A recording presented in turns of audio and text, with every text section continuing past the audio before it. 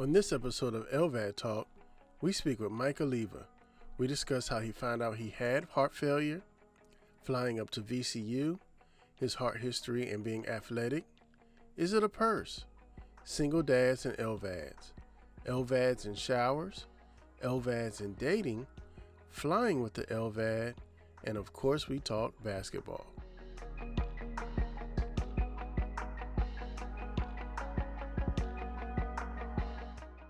Hello, ladies and gentlemen. Welcome back to LVAD Talk. I'm going to have a conversation today with my man, Mike Alleva. How are you doing today, good sir? I'm well, Sean. Thank you so much for having me on. I appreciate it. No doubt. You're one of my first LVAD friends on Instagram.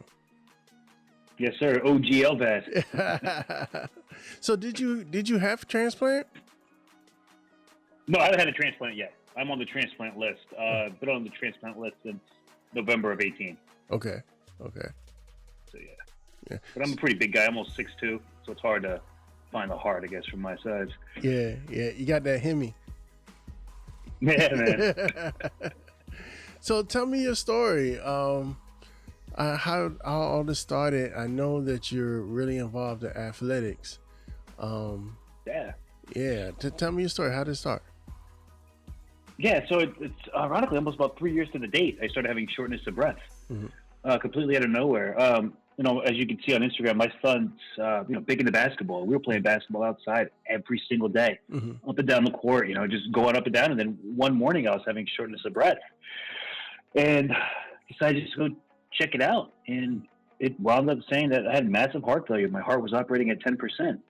And This was in March of 18. And then they sent me on my way, started monitoring me. And then by June, my body just shut down, man. So before then, you didn't have any symptoms or any other problems with your heart? Nothing at all. I'm 39 now, and I think I was 36 at the time. And they said that, with people, around my age, that it just, your body gets so used to feeling so sick that you don't know any different. True. And then what happened was they said I was on a plateau, and I just fell right off of that. And then that's when my body just shut down, out of nowhere. And then so I was in Centera, the heart hospital in Norfolk, for a few weeks. They couldn't figure out what to do. So they put me in a helicopter on June 29th of 18 and flew me up to VCU, where they thought they were going to have to give me an artificial heart. Thankfully, they didn't, because my life would have been a lot different if I had to get an artificial heart as opposed to the LVAD. Yeah. And so the team at VCU said, no, we can actually give you an LVAD and you'll be fine. Nice. So you had it in VCU? Yes. Okay. And do you follow up here in Norfolk? No, VCU, man. Oh, really? Yeah, I do everything up in Richmond. I actually just had an echocardiogram last week done at Centera. But no, everything else I've done up at VCU. Okay. Well, that's a little trip. So I had a little trip, man. But I had an unfortunate experience with Centera. Okay. And they misdiagnosed me for a while, so I'm not too comfortable going back to them. VCU, they really saved my life, so I'm kind of loyal that way. I understand. I definitely understand. So, you got diagnosed. You said it was a couple months, and then how did the initial surgery come about? They flew me up to VCU on the 29th. I know June 29th because it was my son's birthday. And July 1st, they cut me open. Wow. I had no choice. I wasn't a typical LVAD patient, right? Where they said, okay, hey, we're thinking about doing LVAD. No, that was, you want to live, we're giving you an LVAD. Yeah. Well, I was the same way. Yeah. Oh, okay. Interesting. So it's funny that, so they flew you from Centera to VCU. They flew me from Centera Hampton to Centera Norfolk. Interesting. Oh, so you were definitely in the same kind of boat I was. Yeah, and then it was like, either you get this LVAD or you go home and die. Yeah. I was like, well, I'll take my chance. Hell of an option. LVAD, right? That doesn't sound bad. That's funny. All right, so but before that, were you even familiar with the LVAD?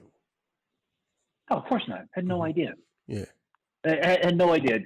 Heart transplant to me or any heart problems like that, no clue. My father had a quadruple bypass probably about 8 years ago. So heart failure, was in our family, but not the type of heart failure that we have, right? This is a hereditary disorder. This is just bad luck. Yeah. They think that maybe, you know, I had strep throat as a child and it never healed itself. Mm-hmm. So yeah, it's that no idea about the LVAD, man. No clue. Yeah, yeah. You know, like your boys, they always think, "What the hell are you carrying around?" Right? Right. That's the same thing I have. Yeah, I try to hide well, not really hide it, because I embrace it because I want people to ask me Mm-hmm. about it. So I try to have unique style bags. And you know, with fashion nowadays, people carrying around the European man bag. So Yeah, I know. I've gotten called out like from my buddies that I haven't seen in years that I have no idea. Like, hey, Mike, what are you wearing a purse for? What the hell's going on? You know, like, they always try to, like, nah, man, calm down, that's my heart. So, what was your recovery like? Man, you know, it's pretty good. I think I was at the hospital within less than 2 weeks, Mm-hmm. and then stayed with my parents for a little bit, and then they came in. You know, 'cause I'm a single dad, so they came in and moved in with me for a little bit until I got up and running. And I had a marketing company that I was a partner of when I got sick, and it just couldn't sustain itself, and so the other partners closed it down, and so I had to start over. But you know, I'm still working, man. I have a great career, and you know, I haven't let it stop me whatsoever. Yeah, right. Yeah, but I understand how you feel. I was one of the ones where, after I had the surgery, I didn't realize I was as sick as I was. Yeah, man. Because you don't have anything to judge it Yeah, by. the That's just like energy. that's your norm. That energy, right? Yeah. That energy that you all of a sudden have. It's like, whoa, wait a second. I'm a hyper guy naturally. And all of a sudden I was like, wow, man, I got a lot of energy.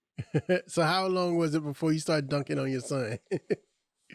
I'm still waiting. I can't jump in this LVAD, man. I'm going to wait till I get this thing out and I get my heart. Then I'm dunking on him. Because he thinks he can beat me now, but he can't beat me one-on-one.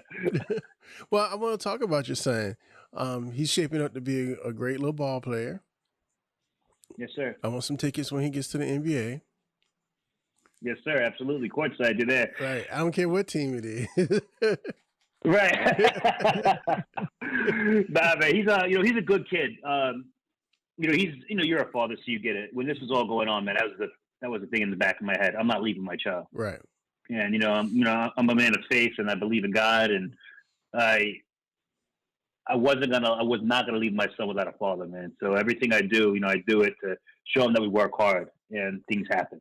So he's an inspiration every day. So how did he adjust? Did he try to become your caretaker? He can barely tie his shoes, man. He ain't gonna come up try to do my caretaker. No, how did he adjust? I remember when I was in the hospital, he told my ex-wife, he goes, "I'm not worried about Daddy. He's too strong. Nothing's gonna happen to him." His mindset was, "My daddy's still invincible," and it hasn't changed that yet. Which I'm glad. I didn't want him ever being fearful of me. Yeah. So my parents still, my mother who doesn't work anymore, she retired after I got sick. They moved to Virginia Beach so they could be close to me, and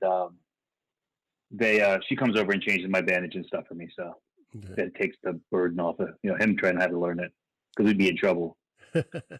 Have you tried to do it yourself? We have not tried to do it myself. I've thought about it, but I haven't done it. Do you do it yourself? Yeah. Like you, I'm a single dad. Hard? Like you, I'm a single dad. Yeah. So I was like, I got to do it, or my kid's gonna mess it up. Right. No, it's not hard. It's just getting used to seeing it upside down. Yeah. Okay. Interesting. Yeah. So when you're doing it yourself, it's upside down. But yeah, I do it all the time. It's second nature now. Oh wow! How long you did your LVAD? Oh, going on 6 years as of March the 2nd. Oh, and are you a heartwear as well? Heartmate. I got a heartmate too. Oh, your heartmate. Yeah, some heartwear. Yeah. So let me ask you, because this is an ongoing debate I've been seeing in a couple of Facebook groups. Do you shower, and how much? Every day. Okay. Every day, man. Every single day. Now, I take some quick showers, but every single day. Because I'll tell you this right now. The one thing I could not stand was not being able to shower for that length of time after the LVAD. Because keep in mind, I was in the hospital for about, it's almost about a month or so before I even had my surgery. So I didn't shower the entire time I was in there. Yeah. And then when I got out, and I felt disgusting. So every single day I shower. Yeah. I bought I get the big bandages I go on, and I order from Amazon. Okay. And just try to keep it clean and quick. Yeah. To me, it's my showers take a little longer because you got to prep it. And so the preparation takes long. Right, you change the bags, and put the bandage on. Right. So when I do take my shower, I'm in there for a minute, and I just tell the kids, I'm do not disturb right now. That's so funny. How often are you taking them? Every day, every other day or so. Sometimes it's just the hassle of dealing with the switching the bags out, taking out pretty much every day. Every time I change my bandage, I shower first, then change my bandage. Okay, yeah. And you change it every 2-3 days? More than that. Yeah, but every other day. Every day or every other day. So I change my bandage once every 3 days. And it depends on what I'm doing too. So if I'm out and about and it rips open, then I'll change it. And before I change, that's part of my whole dressing change, is taking the shower before, because I got to take the bandage off anyway. Might as well. Right. But I've been seeing people who have, they're saying they're taking their showers with the dressing on. And they put... I keep my dressing on. Yeah, I take mine off. So I keep my dressing on and I just put plastic over it. Then, just go about it. It doesn't get wet at all. I use the, have you heard of the Tegaderm? I think so, yeah. It's like it's a plastic covering instead of that like cloth one that on top of it. Because I got actually that one get irritated my skin really bad. Yeah, I had to switch mine up because it was really irritating my skin. I'm trying to pull up right now on Amazon the shower shield that I use, man, because these things they're amazing. It's what's this thing called? The shower shield, and I'm trying to think about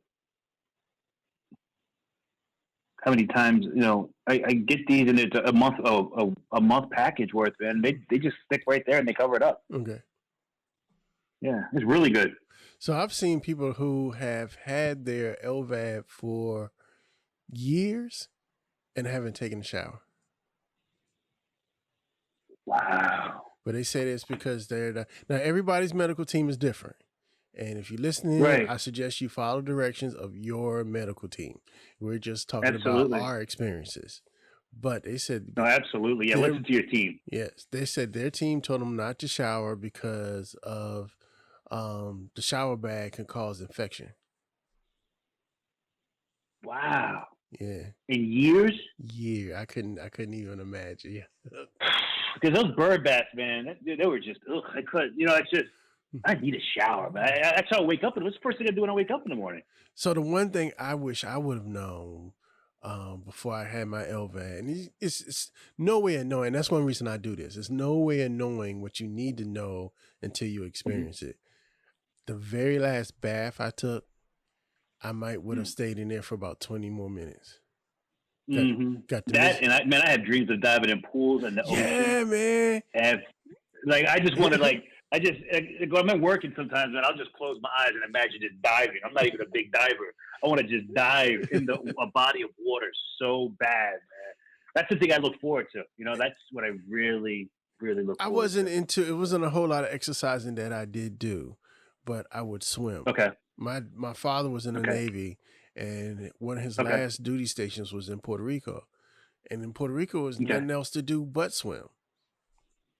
Right, right. Yeah, I miss. Yeah, I would love That's one of the things I have to get my transplant. I just can't wait to jump. Oh yeah, yeah. As soon as I get my transplant, I'm gonna go rent one of those timeshares, like in Williamsburg somewhere, that has the great big jacuzzi tubs in it. I'm gonna fill it up. Man. I'm gonna put the sign on the door, and don't nobody bother me for about a day. I'm gonna be all prudy, man. I don't care. All wrinkled up and everything. And then I'm leaving from there, and I'm going to the pool.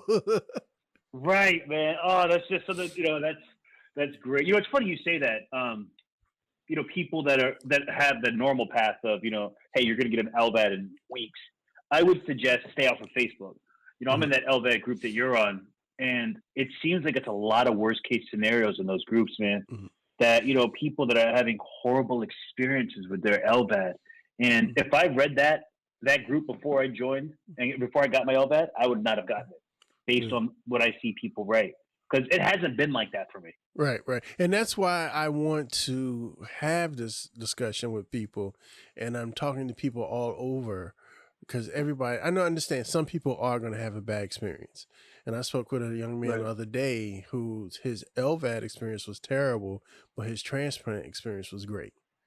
And Oh, wow. Okay. yeah, so I mean, it's different for everybody, but I want to give a whole lot of perspectives, you know. And I understand, especially a lot of times, it's the caregivers that are really stressing Mm-hmm. more than it is the patients. Absolutely. Yeah. Yeah, for sure. And I guess it depends on who my mother's a saint, right? And so she's been, taking, great care of me. And, I was in a relationship when I got my LVAD and it didn't work after because I felt like a different person. I'm with someone else and just, that's the thing that people you can date with an LVAD. Yeah. You can date, people just something you can date. I go out there, man. I'm still in the game. Right. And it's, it's enjoy it. Just because you've got your LVAD and you had this horrible surgery. Don't put your life on hold. Make sure you live it. Yeah. Yeah. I had to get over it a little bit. And then I was like, it's going to be what it's going to be. Right. Right. Right. And the first, everything still works. We're more self-conscious than the people we meet, I think. 100%. So you know what I mean? I always because you're just like, oh, I'm a man, I don't carry in a purse. Right. And so it's in the back of your mind, and it's just like they don't care. Yeah, like I met this one young lady, and she was like, I didn't even notice it till like the second time we met. Right. So, right. But you're all Absolutely, self-conscious. Man. You're like, I'm trying to hide my bag and whatever. I don't want her to see it. Right. She didn't care. Don't care. See, I always wear mine under my clothes. See, it's right there. But if I wear, because I don't like it to be the focal point when somebody meets you. I don't want somebody to think this guy's sick whenever they see me. That's the last thing I ever want. Right. I just want people to see me as me, the dude that I am, not the heart patient. Heart failure happened to me. It's not who I am. Right. Yeah, and I don't know. And like I said, a lot of times when people see it, they have no idea what it is anyway. Right. Except for the few people. Now, I have been called out in the mall before. Some guy ran up to me and was like, "Hey, you got an LVAD, don't you? My wife had one of those." And then they want to tell you a that's story. Funny. Yeah. No, that's cool, man. It's like LVAD Gang, Right. But when I have my other bags on, you can't really tell.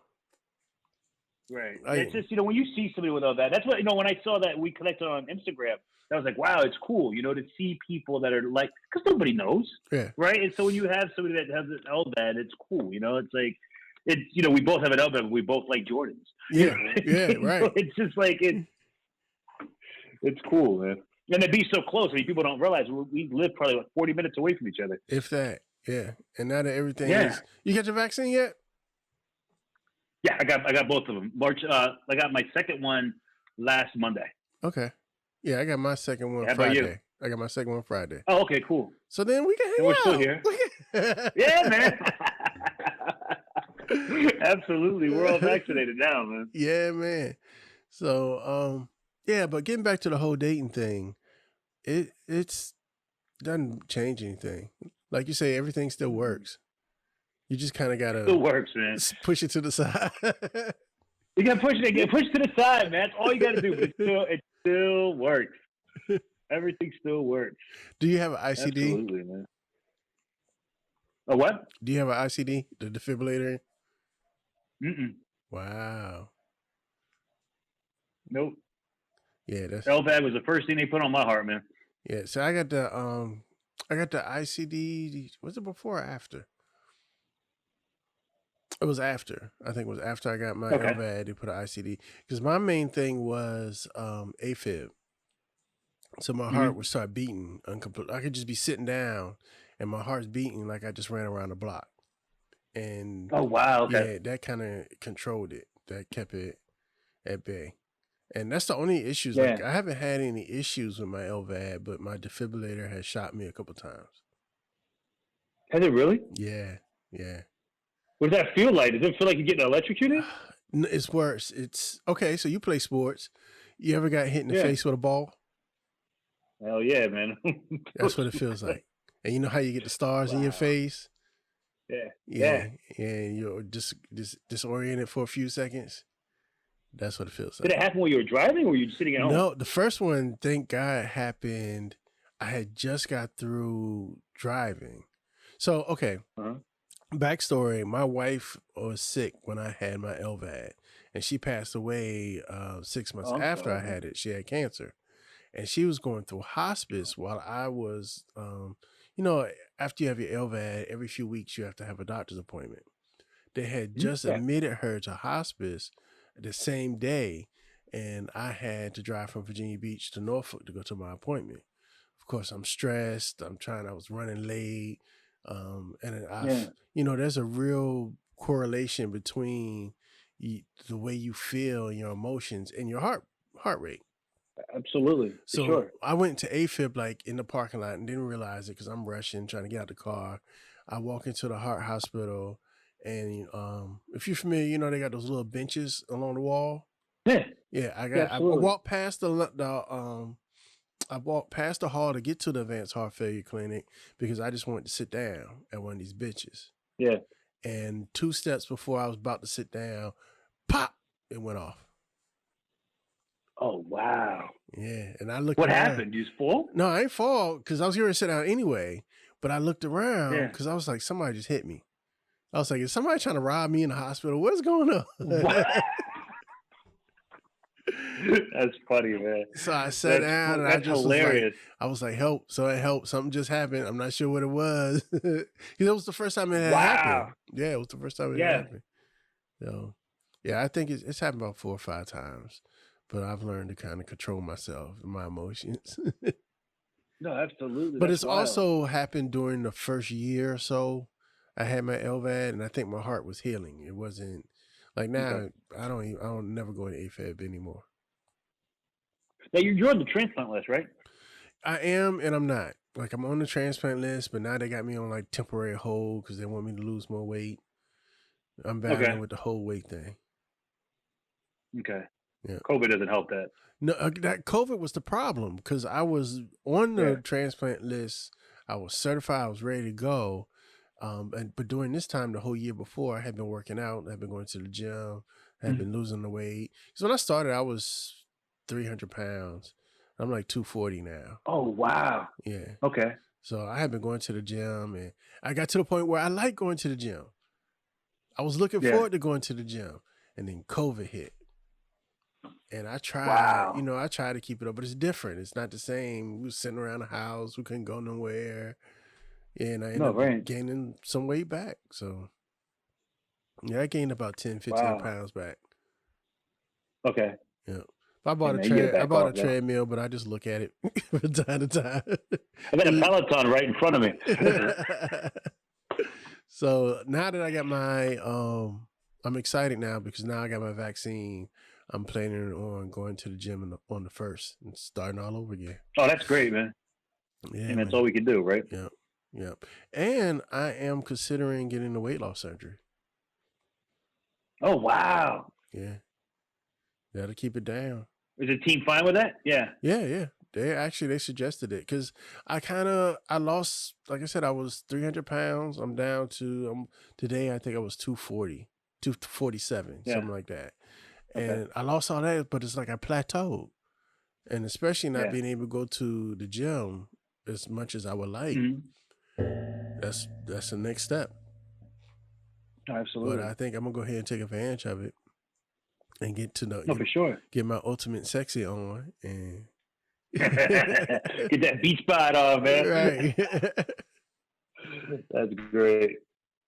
So how concerned are you? I've talked to a few people.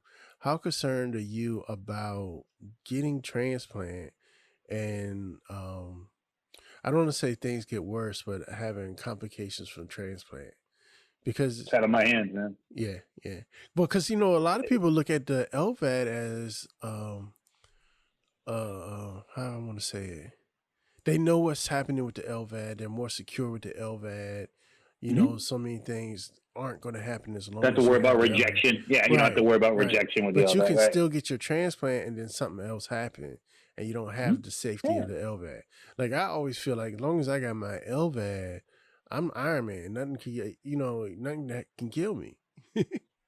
Yeah, but I can get hit by a car walking outside right now, and the LVAD's not going to save you from getting hit by a car. Yeah, so but it'll keep it going though. I had a friend that right. had a real bad. He hit his head really bad, and as long as he had his LVAD, he was going to keep living. And his family had to eventually. It Wow. was almost like pulling the plug. They had to tell him to go ahead and Yeah, disconnect for his sure. LVAD because he was in a vegetative state. But as long as he had Right. his LVAD kept his heart pumping. Wow. You know, I always, you hear things about rejection and the risk, and I've seen some young people on Instagram pass away the past year, that had heart transplants, and I made the decision to get a transplant. Right, I said that I want to be able to continue to live my life, and I believe in modern medicine and everything going on there. God's got a plan for me, man. Right. I'm not in charge of that plan. You know what I mean? And so I'm going to put my faith in the Lord when I get my transplant and hope everything goes well. Because I can't worry about it, right? I can't sit and live what if, because we won't be living our life, man. So that's just me personally. Right. I understand that people do have fears, and that's completely understandable. But me personally, I'm about go through with the surgery. The surgeon at the VC that does a heart transplant. This man's got this God complex that I've never met before in my life. Just like I like, wow, you know what I mean? Like, this man is like really it, and I believe in him and I trust him. And yeah, I don't have any hesitation, man. Yeah. So my main motivation is they say that you have about a 10-year, not you, but your LVAD, the mechanical parts, have about a 10-year lifespan. But once you get a heart transplant, you can have a 20-year lifespan at least. So that was my decision why I chose the path. Because some people, they get an LVAD and that's it. That's all they want to do. And that's their destination. But I want to go for transplant because I got young kids. Yeah, right. Man, you want to be there. You got a daughter. You want to walk her down that aisle one day, man. Right? I mean, it's what you want to be. I want to see my grandchildren one day. I'm not giving up. And with the advancement in medicine, I mean, who knows? That 20 years could be 40 years. Who says you can't get a second heart? Yeah. So I've read about people getting multiple transplants. Yeah. So I want to go swimming, man. I want to go swim with my kids. I want to throw them in the pool. I really want to. As it's over with, I'm going to Puerto Rico. I'm gone. Yeah, people don't understand. Like, as soon as the doctor says, "Okay, you can go in a body of water," I am diving. I might even go fully clothed. I don't care. Like, I'm diving in there, man. I want to just get soaked in the water. I want to take charter fishing trips. I want to do all that kind of stuff. Yeah. I went charter fishing last year, man. I put my shower bag on. Yep. See, I'm put scared. My shower bag on when I went. I'm scared that the one time I get on the boat, that's when the boat is going to sink. Boat's going to sink. Like, I don't even. The risk, man. I don't like. We have Buck Row Beach, and we got that pier. Yeah, sure. And I won't even walk on the pier because if I hit one of those, one of those pieces of wood, and I go through, it's gonna be a problem. You're done. That's funny. Yeah, I went charter fishing, man. I had a good time, man. I had a really good time doing it. Put the shower bag on in case any of the water splashes up. But yeah, man. Why not? Yeah, I tell people the only thing that really stops me from doing is water stuff. Yeah, for sure. It's really what it is. It's flying with it's a major pain, but just give yourself 10 extra minutes. That's what I was getting ready to ask you. Because I haven't flown with so I've flown. Okay. Yeah. So I've flown. TSA, look, man, they act like they've never seen an LVAD before. Maybe they haven't. And so, your equipment, and including your, backup stuff, cannot go through an X-ray. Right. At the same time, it cannot go underneath the plane either. So you have to carry it on because the batteries can make a plane explode. So they can't go underneath the plane. So I got a letter from my team every time. It doesn't really matter because they don't read the letter. But I just tell them, look, I have a heart device. I can't go through my equipment. My equipment itself can't go through either. The bag can, as long as the equipment's not in there. So they put the bag through, and then they walk me around, and they just do a full body search. I mean, they touch, man. Like, I was like saying the guy could have bought me a drink afterwards as much as he was touching. But like, yeah, I mean, they do it, and so it takes an extra 10 minutes. Yeah. It is what it is. And I go to a lot of sporting events. Well, before COVID, I went to a lot of sporting events, and there's X-rays there, and I'm like, hey, look, I have a heart device. They're like, come on, go around, and they're cool with it. Yeah. So when you're on a plane, does that count as your carry-on? No, it does not. Medical equipment is not a carry-on. Oh, okay. Yeah. So put some clothes in there too, man. Airlines try to hit you over the head. Right. So yeah. Yeah, so no, it doesn't. It doesn't count as a carry-on. So it's, you know, Okay. Yeah, 10 more minutes. I get it. The furthest I've been with mine, I think, is Baltimore to see the Okay. in-laws. Yeah, and I drove, so that wasn't a problem. Yeah, so I've flown to New York. I've flown to Florida. So it's fine, you know. Yeah, Give then yourself that a was extra my time. Maybe question you can call the airport. because I didn't want him to think, this guy has a bomb strapped to him. Right. But you're gonna say, hey, look, I have a heart device, you know. And they say you can call the airport or call TSA a couple days before and give them a heads up. Okay. And so it'll be less of a. But who knows? I don't know if that's true or not. But everybody's been cool so far. And like I said, I always get a letter from my cardiologist just in case they do have questions. Mm-hmm. Yeah, I'm waiting for COVID to do its thing so I can go somewhere. Right. Yeah, I want to go somewhere. Unfortunately, it's going to be somewhere with no water. Right. So we're dry. Go to the desert, man. Right. So how about them Knicks? Man, we're doing good this year. We're playing tonight against the Nets. The Knicks going to pick up that W against the Nets tonight. Great season for the Knicks so far. I'm happy with what Tom Thibodeau's done. Mm-hmm. Julius Randle's made a complete turnaround. I was the one saying get him out of here in the offseason, and that man has turned his game around. Manuel Quickly is a great rookie. R.J. Barrett stepped his game up. They're missing a piece or two, but to see them competitive, I'm happy with that. Mm-hmm. To see them at 500 or a game above 500 makes me happy, considering they've been a 13-win team for the last few years. And I watch every single Knick game, man. So you got to understand, watching them play when they only get 13 wins out of 82 games, that's a lot of hard basketball to watch. And so every game's been competitive, and I love it. I love to see where they are today. I like picking with you because I came up a Jordan fan, and those exactly. Yeah, those Chicago, New York series were legendary. They're epic. They're epic, man. You're not coming in that paint without getting hit. Yeah. And then we just got to watch Jordan turn on the switch and win. Yeah. And then I used to always love watching Jordan versus Starks. That was my favorite. Yeah. Yeah, absolutely. Stark's such the underdog, right? They go against the greatest. Yeah, and it was all hard. And every once in a while, he got him though.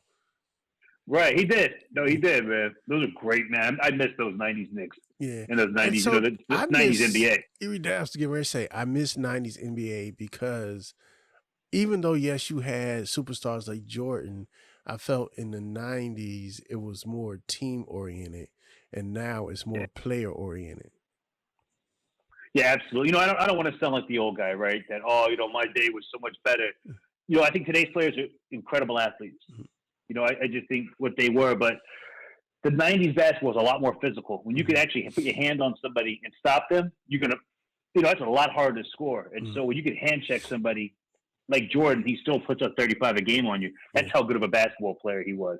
And the flopping wasn't it. You got hit. There was no flopping. There was no flopping. When you was on the ground, you was on the ground. Right. I love that. I love that. And those 90s Knicks, so they didn't win, man. That team was just, if you love that team, you love that team. Yeah. And y'all had some, you had Ewing, you had Starks, you had Mason. I mean, y'all had a squad. Well, Xavier McDaniel, Alec Houston, Derek Harper. I mean, come on. That was good. I forgot about Derek Harper. Yeah. Yeah, man. Those are really good. Greg Anthony. Yep. Yeah. Greg Anthony. Yeah, Larry Johnson. But see, and that's what I mean. Well, everybody had a squad back then, though.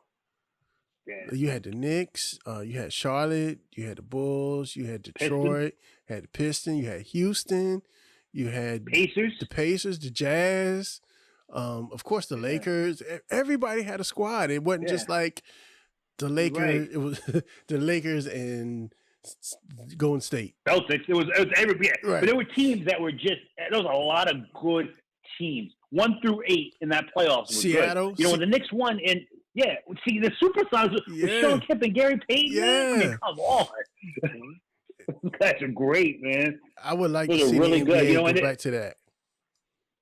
Yeah, I would like to see an NBA team back in Seattle, man. I think that fan base deserves it. Mm-hmm. Yeah, that was a good squad. Yeah, I'm over the super teams. I think Kevin Durant. I can't stand him as a player personality. He's an incredible, gifted basketball player. I can't take away from his gifts, but he's got a softness to his game that I just don't like. Mm-hmm. You know, I'm sure I'll take a lot of burn for saying this. I can't stand LeBron either. He stopped crying and just played more basketball. I mean, I'd give it to him, you know, but he's third on my list. You know, it's MJ, Kobe, then there's LeBron. And I know that's controversial, but I don't care. Like, you know what I mean? I think they're that much better than him because of just the style in the game it was. Yeah. All right, so getting back on topic, what would you tell someone that, let's say they just found out they needed an LVAD, they came to you for advice, what would you tell them? Great question, man. I would tell them it's not over. Mm-hmm. Okay? It's not over. It could be an adjustment. Okay? Your life could change. It's going to change a little bit, but it does not mean that your life has to be over and you have to stop living just because you got an LVAD. I didn't have that talk, man. I didn't have anybody say what it was going to be like.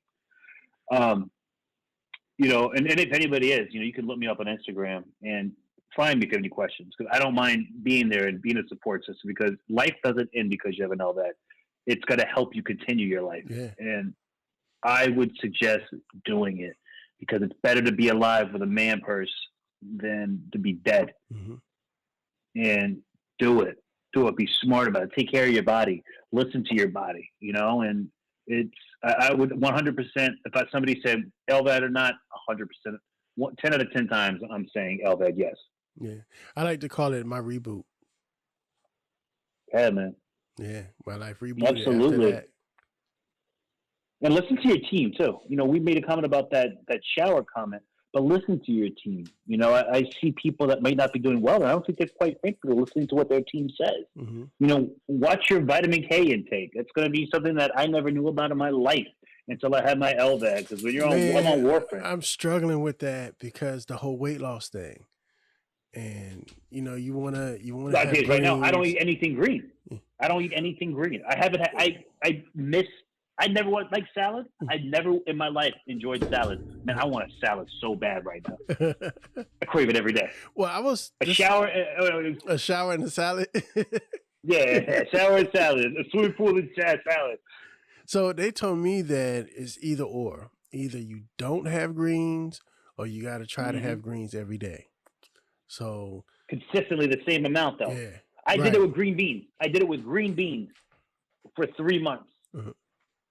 I can't stand green beans anymore. I just can't. Like, I had a half a cup every single day. You know how ridiculous that is, man? Right. Like, I couldn't. I can't do it. So I'm no greens. Uh-huh. So I had to tell them, you know, I'm getting back on my dieting thing. I'm going to be eating greens. So now I have to get my INR done more so they can adjust it. Mm-hmm. Right. Yeah, and like mine. How often do you go? Once a week. At least. So if I go and it's too high or it's too low, then I have to go again like a couple of days later. Yeah. So I take 6 milligrams of warfarin every day. Mm-hmm. Yeah, mine changes. It's been pretty consistent. Yeah. Yeah. See, mine's when I eliminated greens completely, my INR stayed consistent, man. Mm-hmm. Yeah. So it's like, to me, it's almost worth it. I don't know. That's just me, though, right? But I did the same thing. I did the same thing for maybe the first 3 years. I was either going to be either have it or not, and I just didn't. But every once in a while, I'll sneak because my mom makes some good collard greens on the holidays. Yeah, and then they would know. That's that vitamin K overload right there, too, and then right? they would know. They would be like, "Come on now." And then I didn't want to do it because then, have you ever had to give yourself the shot? No. Oh, I forgot the name of the medicine. It's a medicine you take that when your INR dips too low, it's the shot you have to give yourself. Oh, wow. Yeah, thankfully I've never had to experience that. Yeah. I'm cool with shots, but there's something mental about giving myself a shot. Yeah, I've never done that. I have tattoos, so shots don't bother me. Oh, we get poked every week, so. I have to concentrate. I go, woosah. That's funny, man. Yeah, that shots. You can stick a needle, man. That weekly iron arm. I don't even have. But that doesn't. As long as it's somebody else giving me the shot, it's cool. But it's you doing it yourself, yeah. Right. Oh, it's just funny. Like, I don't know, man. That's funny. That's great. So tell people how they can catch you, how they can get in touch with you on social media if they have any questions. Yeah. At Mike Alleva, MikeAlleva on all social media platforms. Please, any questions you do have, let me know. I'd love to talk. And y'all look out. Well, shout out your son, man, so they'll be looking out for him. Yeah, look at him. Also follow him on Instagram at Johnny Alleva, JohhNYAlleva. He's on Instagram as well. Follow his hard work he has. I want that first time basketball card. You got it, man. It's on you. Got it. In the mail. All right. And we're going to have to get up in real life soon too, man. Absolutely. I agree. Absolutely. Thank you for having me on. I really appreciate it. We're going to have to go Jordan shopping. Yeah, man. I'm there for that. Ladies and gentlemen, this is Mike and I, and we are out. Thanks, guys. Peace.